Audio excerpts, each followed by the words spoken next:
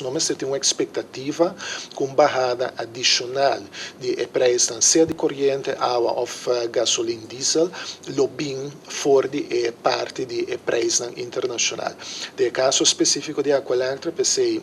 o governo Sulinha está com a companhia, está a identificar como uma companhia que tem uma situação financeira delicada, e a situação é, mas está a remediar, não somente para ser companhia viável,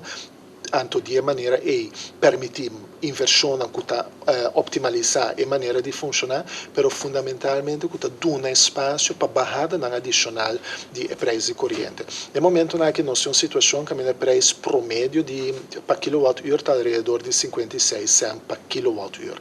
Anto de esse 32 mais ou menos não tem nada, absolutamente nada de a ver com o preço de crudo. Ou seja, está 24 cents. E componente de 24 cents, mais ou menos 8 lunas passadas, estava mais com 40 cents. Isso está barrada e tem a ver com a barrada de preço de crudo. Isso está nossa com 22 cents e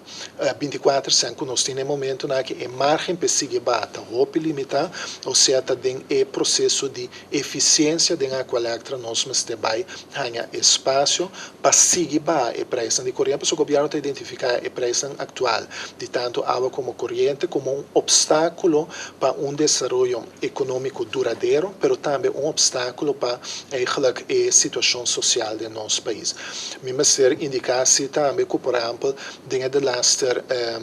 um ano e meio mais ou menos estava a ter inversão na planta na novo